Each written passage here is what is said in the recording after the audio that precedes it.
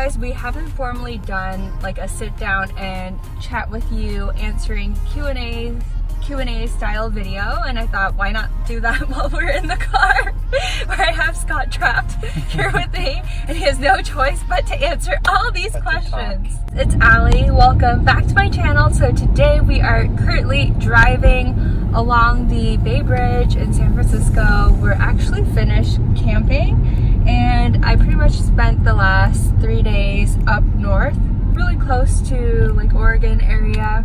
Scott and I decided to do a camping trip for the weekend. You guys sent over a lot of great questions on Instagram, just asking about our relationship, how we met, all that good stuff. It's your like start the video.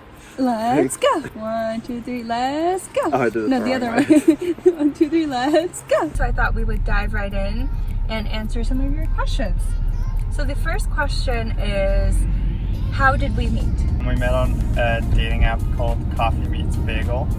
Can you guys guess who's the coffee and who's the bagel? And then met in person. Our first date was at this place here in San Francisco called the Exploratorium. It's actually just right over there.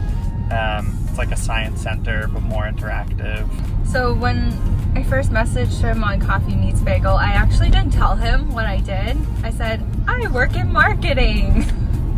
So what was your first impression of... So she was trying to, I'll cut you off there. She was trying to be all sneaky about it. And then the person checking our tickets at the Exploratorium was like, wait, are you FashionbyAlly? And this is like 5 minutes into meeting each other. So her cover was blown pretty early on. So the whole night I was just kind of explaining myself and trying to tell him like, this is what I actually do. Yeah, what was your first impression? In what sense? Of like, what was your thought of, oh, she makes YouTube videos for a living?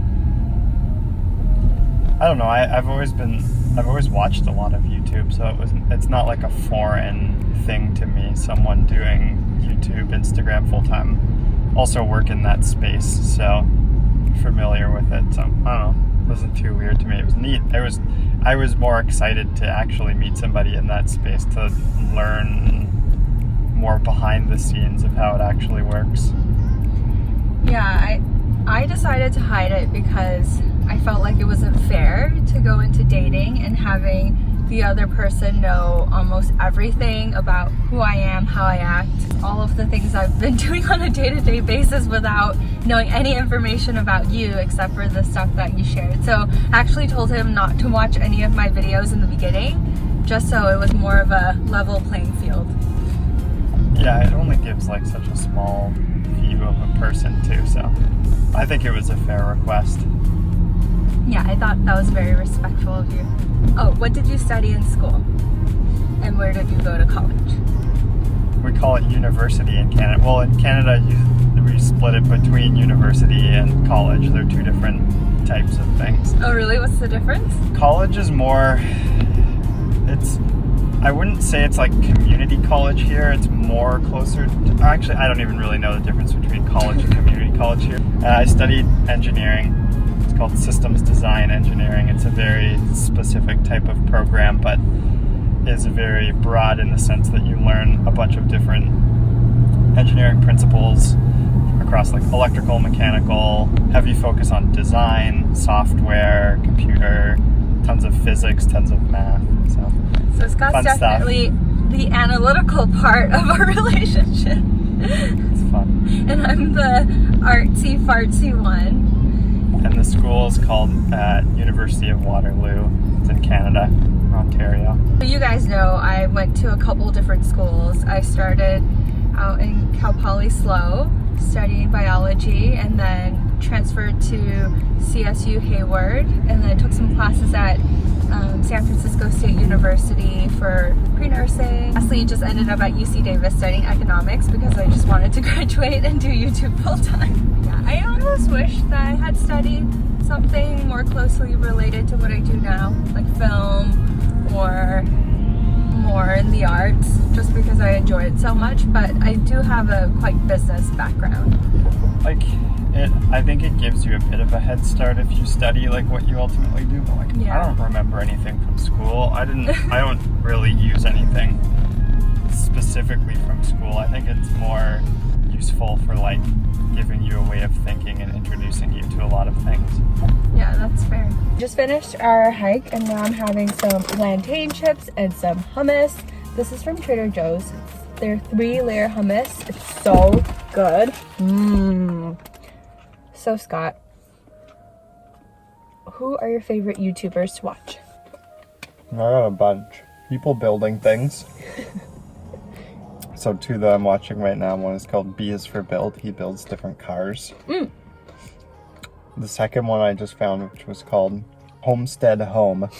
This guy by himself buying an old rundown house and just renovating the entire thing by himself, which is really cool. And then maybe like vlog related channels. There's a couple fitness people that I've watched for a while. David Dobrik, his videos are hilarious. You love Cody. We went to one of his Cody comedy Co. shows. Yeah, then I was gonna say like more, it's like funny entertainment videos. Yeah, Cody, Noel. Yeah, I feel like his taste in YouTube videos is the complete opposite of mine. Where I like all the beauty, lifestyle, more like pop culture, doing YouTube tags kind of videos. Whereas like the one channel that we can both agree to watch is the Food Ranger. So every Saturday and Sunday when we make breakfast, we usually watch all of his videos. When we used to go out and eat all the good food. Oh. And now we just eat paleo food. We make our own good food. Yeah, I don't watch any of those like whatever a YouTube challenge would be. I don't even know what's popular. Bring food from the person in front of you. No thanks. No thanks. No thanks. See, this is why I can't do those challenges, because he's like, no thank you. If you were to start your own YouTube channel, what would it be about? Scott tries things. That's what I would call it. Because I like doing a whole bunch of different stuff and trying different things. His first video should be him building a camper van and driving across California or even across the US. Like building it from scratch. Doing coffee. Yeah. Teaching people about coffee or just like learning about coffee. Like woodworking or something like that. Scott all tries over the it. Place. Coming to you in 2019. Yeah. Scott tries things, Scott tries it. Comment down below. Which one do you like more? Tea time. Cheers. I'm done. Are you done? I finished mine. Alright. The first question is, we'll do the one we did yesterday. What is the main difference between Allie on YouTube versus in real life? The main difference I would say is on camera, she's more animated and sort of like in a presentation mode, which I wouldn't say is uncommon for people on YouTube. Like you're supposed to be more sort of engaging, excited, loud. Yeah. What's your like start the video? Let's go! Yeah. Let's do it together. 1, 2, 3, let's go! Oh, I did it No, the the wrong other way. way. 1, 2, 3, let's go! That's the main difference, I would say. Yeah, I think I'm naturally a very shy person. Better one-on-one than I am in a big group. And then, yeah, when I film my YouTube videos, I get really excited. Kind of like doing a presentation, you're right. Like you want to be excited about the topic and get people just interested in what you're talking about. And if I talked in a kind of monotone, kind of slower voice, I don't know if people would be as interested. Yeah. Yeah, I think most people have some type of on-camera personality that they engage. And then for Scott, I think it's funny because in real life he's super funny and charismatic, but then when I turn on the camera he's like quiet and shy. Yeah, and then he forgets what he wants to say and is super quiet. Yeah. It's not used to it. Yeah. Yeah. No, I totally get it. Allie's turn to answer some questions. Yeah. Why do you wear makeup when we're in the woods or hiking or doing something where no one's being seen? Well, I don't think makeup is necessarily a thing you do when you're being seen, but it's just part of my everyday kind of self-care routine, similar to how people wash their face or brush their teeth.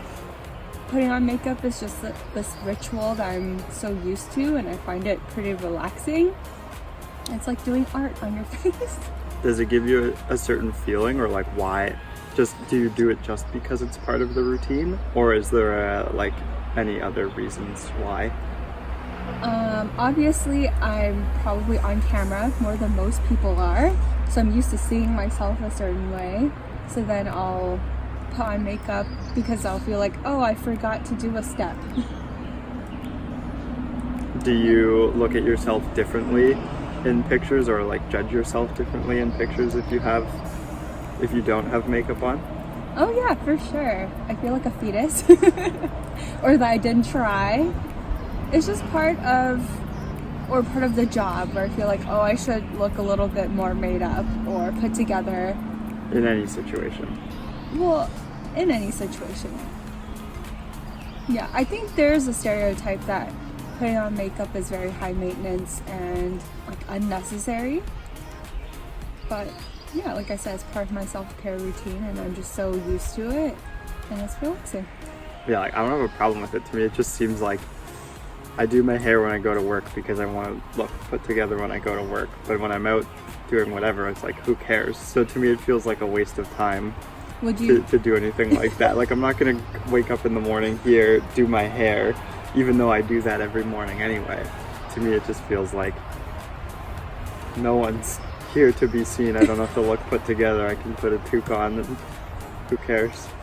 Yeah, there's a time and place, for sure, where you could put in more effort or less, and no one's going to judge you, or this fear of being judged by hundreds and thousands of people. Next question on the list is, what's it like being in an interracial relationship? You said that one yesterday, and I really don't have any comments on it. To me, I don't or really any challenges. Like, what are challenges that people have? Well, like, the only thing I could think of is the only thing I could think of is just the language barrier with your parents. That's the only thing I can think of. Or cultural differences too.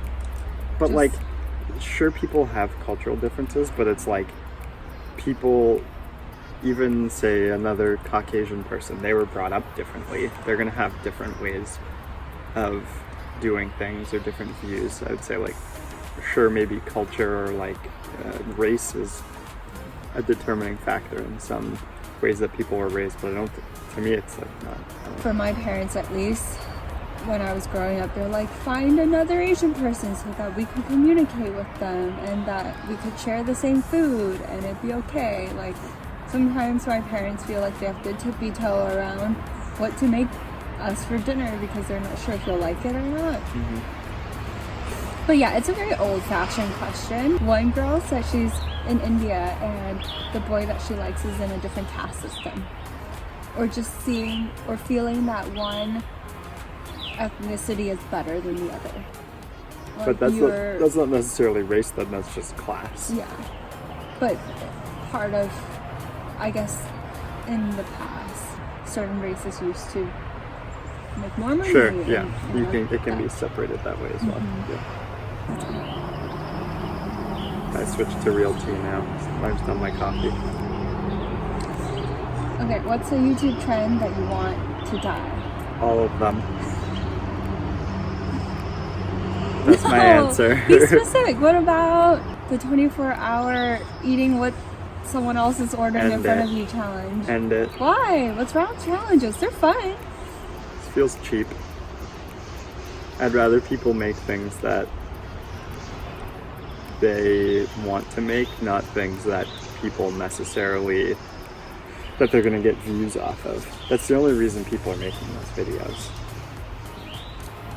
Scott's a very independent person and he likes to do things his own way and he tends to not really care about what people think of him. Scott's always trying to encourage me to do things I actually want to do and not worry about viewership or how people will perceive it. And who knows if that's actually good advice, because these people doing all of these challenges get all the views. But I don't know. I feel like if you do those type of things, at some point you're just gonna realize, like, what am I doing? Why am I doing this? And it's just gonna feel empty. So Such a cynic. you can do it for a time and ride the high, ride the views, ride the trend. But I don't know. I think in the long run, you're worse off in your photos. Okay, fine. Here, I'll rephrase the question. So a lot of people have been asking me, why has it taken this long for you to introduce your boyfriend? Like, why have I been hiding him? I don't feel hidden. I feel like I'm in all of your stuff on every channel fairly frequently. I think probably on YouTube not as much, because he has like a 9-to-5 job and I film everything on my own. But he's made appearances in my Hyundai video in 2017, my recent Samsung video where we did a photo challenge, Japan. my Japan Iceland. vlog, Iceland. So most of the travel stuff you'll usually see him. But yeah, we haven't actually formally sat down and done a Q&A or introduction style video. Yeah, I've been feeling so down, yeah. Can you tell me why? Can you tell me why I'm